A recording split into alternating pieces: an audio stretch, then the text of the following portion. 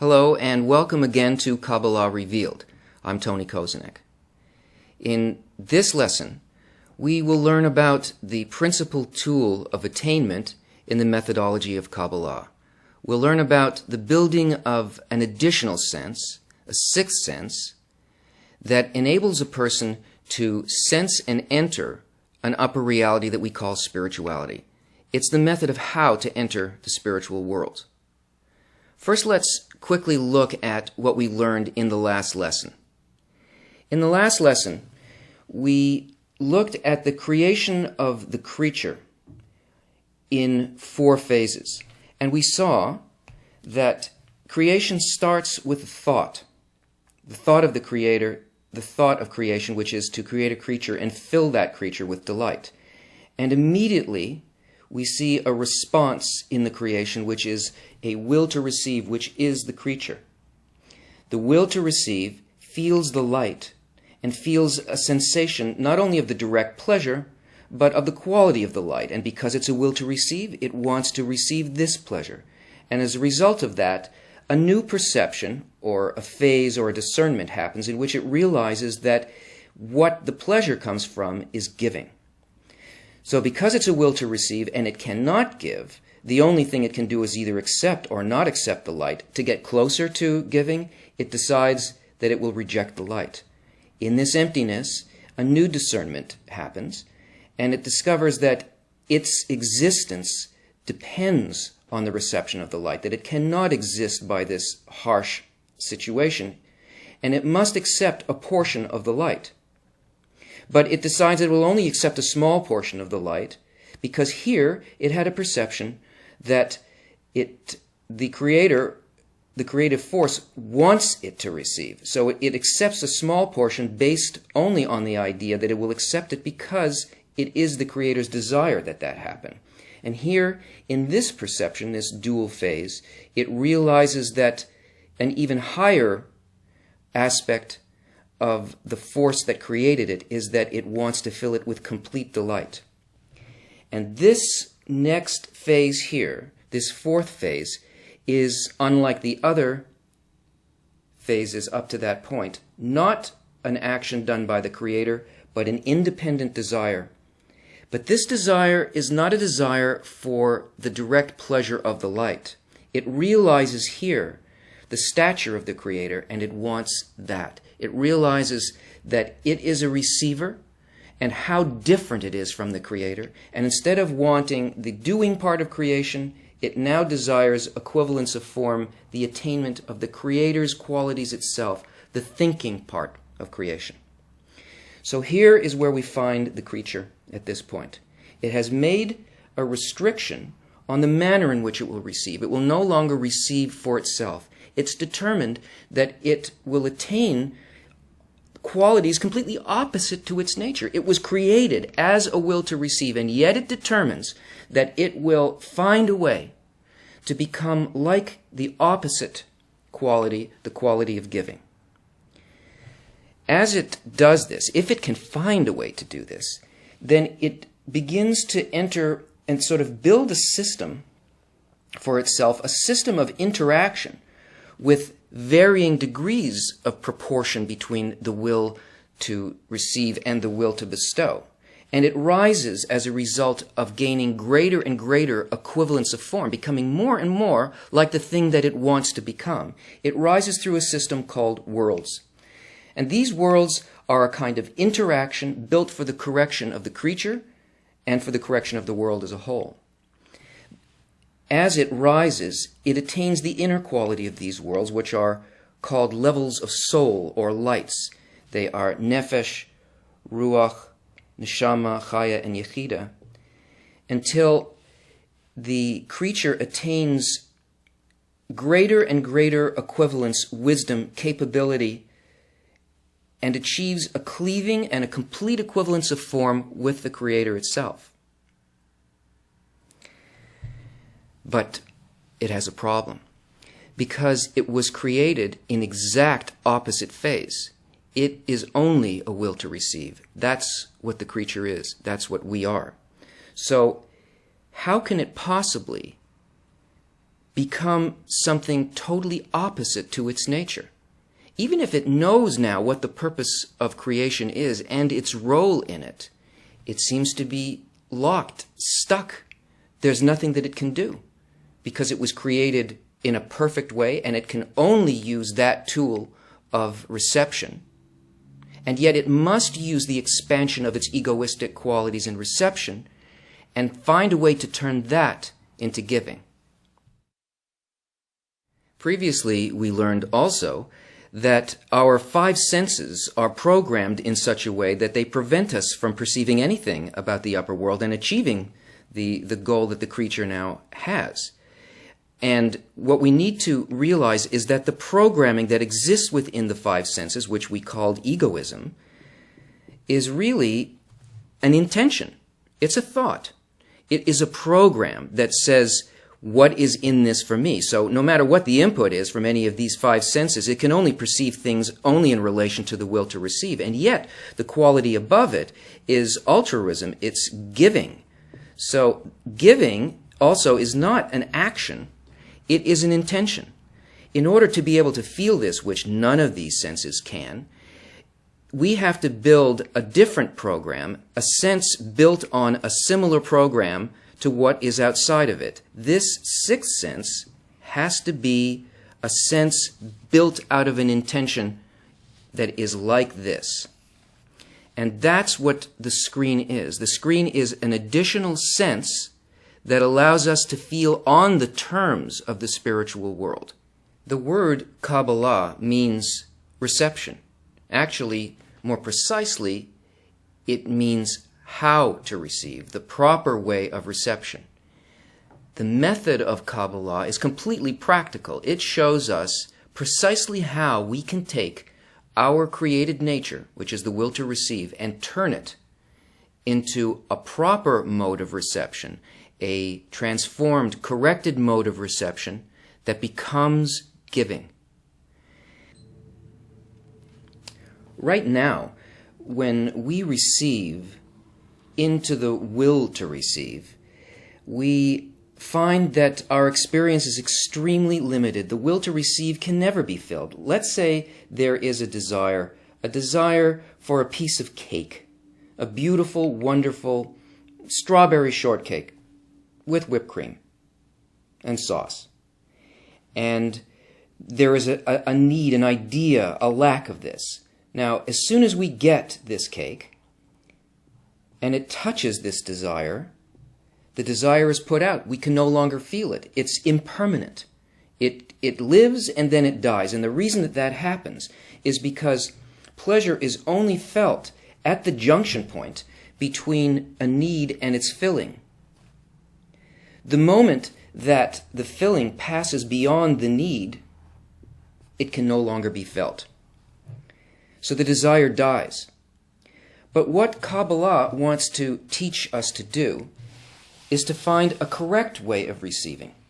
That way is that even if there is something that is desired and it is filled, that filling will never go out. That the desire will expand and the filling will expand. And the more that the desire enters the kli, the greater the fulfillment will be. And that can only happen if we do something like what we saw in the dual phase called Bechina Gimel, in which this reception is done not for me, but it's done only in order to fulfill the thought of creation. It's done for the Creator. So that this reception becomes a form of giving. How do we do this? How can we achieve this? Bala Salam gives us an analogy, a very beautiful and profound story about our situation and how to overcome it. Actually, it's profound because it shows us the real nature of where we are, something that we don't notice. There are two friends, and one friend decides to make a dinner for his dear friend, and he thinks about everything that his friend likes. He thinks about the food that he likes, the wine that he would like, the amount of the food, the way the food should look, the way the room should feel. He thinks all the time of his friend and creates a perfect meal for him. His friend arrives, comes in, and sees before him an absolute feast. And his first response is to want to eat everything right away, because of course it's exactly what he wanted. And then another thought strikes him, which is his friend, the host, is the giver, and he's only there to take.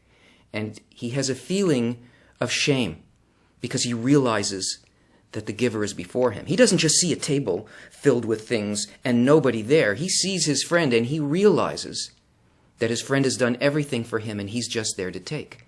And overcome by shame, he refuses to take it. You know what it's like when somebody gives you some big gift or something that you hadn't expected. Suddenly you have this kind of response. You don't even know where it's coming from. No, I can't take this.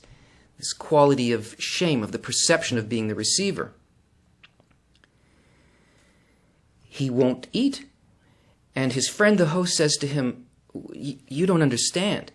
I spent all of this time just thinking about you, what you would enjoy, how we would enjoy this together. And now if you don't take what I've given you, this whole meal will be ruined for me. I will get no pleasure from seeing you enjoy this." And so the guest realizes that in this situation he really has the control. He realizes that he's not just a receiver. If he can realize while he's eating this food that he's only doing it in order to fulfill his friend's desire, then he doesn't feel the shame. He can eat it. He can go ahead and he can taste it. He can enjoy it. And he must enjoy it. It's not just that he eats it. He has to enjoy it because his friend who did this for him, his enjoyment will only come from seeing the satisfaction of the guest. And so in this response, the understanding of the reciprocal nature of this receiving, the guest not only feels the delight of the food, he also understands the thought of the host.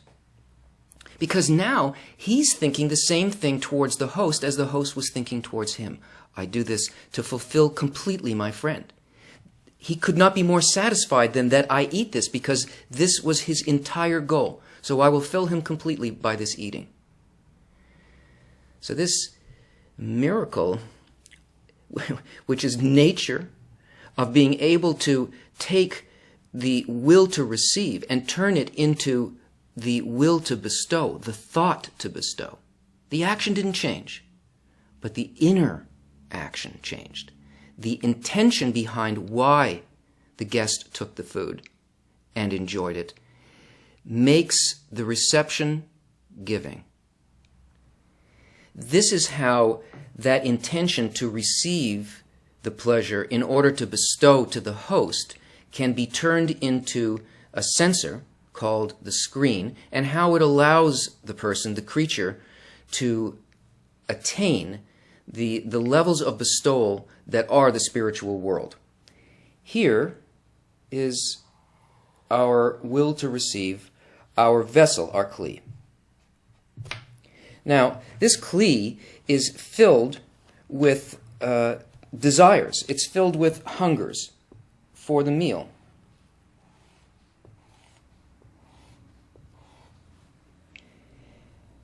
And what the creator, the host, wants to give to the creature exists outside in thoughts of bestowal.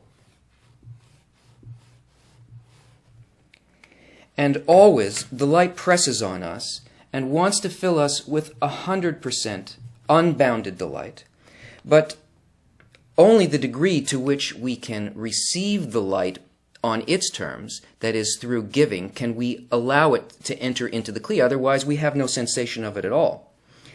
Now, here, in order to be able to enjoy the meal in terms of spirituality, a screen, which is an intention, is placed across the entry to our will to receive, to the kli. This intention is not to receive for myself. Once that's there, all of these other things can begin to be sensed. They can begin to be regulated, and we can determine what the experience inside of the will to receive, inside the kli, will actually be. So the first thing that we feel in the meal strikes the screen. Now, if the creature can accept that amount into it in order to only to please the host, maybe it experiences it as the first course of the meal, as the soup. If it can maintain that intention, not for me, and to do it only for the host, then a portion of the light actually enters into the kli. And not only the portion of taste and delight, which must be fulfilled, but also the sensation, the intention of the host in giving that thing to the creature. So 20% of it will enter, let's say, into that first fifth of the stomach, and the rest of it will be rejected. Not that the pleasure isn't felt, it's just that a greater pleasure supersedes a small pleasure. It's eclipsed. The kli does not care about it. The only thing that it pays attention to is the thing that it values, which is the thought of the Creator. So 80% of this will not be felt. Only 20% will be perception. Now, if a further amount can be accepted in order to fulfill the thought of the host, then 40% fills, and only 60% of it is rejected. Now, what happens in here is that the light of the Creator, that is, the thought, the level of attainment of similarity within the kli itself, within the creature, that part of the creature that becomes like the Creator begins to grow. This is the means by which we grow a soul. And so here, this first light that was called the first 20% is the light of nefesh, the first level of soul. Here, if this intention matches the intention of the Creator on the giving of it, a second level, ruach, enters the kli. This is not just knowledge. This is not some kind of intellectual thing. This is actual similarity of form with the Creator. That is, what is inside of the kli is a direct perception of what exists outside of the kli. This sixth sense now is telling a person what the spiritual object actually is. Not that it's soup or that it's salad, but that it is a thought in the Creator's intention towards all of creation. And when this continues to grow, where now 60% becomes filled, and only 40% is not felt, a new light enters. This light is called neshama. That is a deeper understanding of the Creator's thought, a greater similarity. And in terms of our hunger, we've passed the main course and accepted for pleasing the host, until finally we get to the dessert and the liqueur, and we get to the level of chaya and yichida.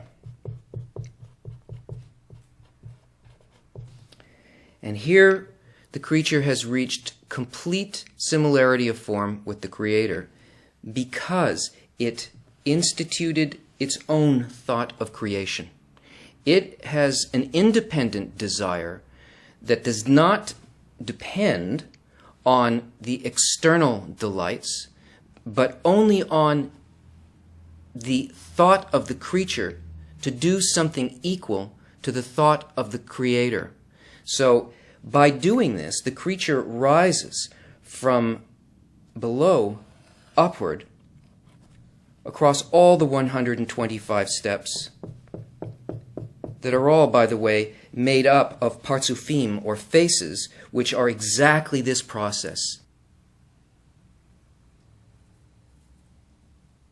So here, what a person forms is called a rosh, which means head, and here, guf, which is body. And by having a rosh, what that means is, through an independent desire, the creature can now determine what the reality inside of the vessel will be.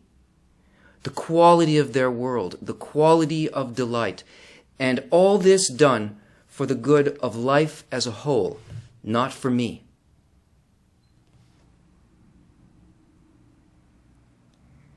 This is how Rav Lightman sums this up. We receive spiritual desires directly from above. To feel them, we need a special sense called a screen. As soon as man acquires this sense, he begins to feel pleasure through it. The pleasure is called supreme light. It enters our desire to enjoy it through the screen. The desire to enjoy supreme light is called soul. The light, as a source of pleasure, is not felt unless man acquires an additional sense capable of picking it up. All components, the light, which is pleasure, the screen, the means of reception, and the soul, the receiver, are in no way connected to the physical body. Hence it doesn't matter if a man has a body or not. As soon as man establishes contact with the supreme light, he begins to correct himself so as to be filled with it. The gradual likening of one's properties to the light and the consecutive filling with it is called spiritual ascent. The body's only a means for the spiritual advancement in this exciting process. Otherwise, it's of no interest. A small pleasure cannot be felt at all in comparison with a great delight. The larger delight suppresses it. Therefore, although a Kabbalist lives in the same world as we do, he's actually already in the spiritual world.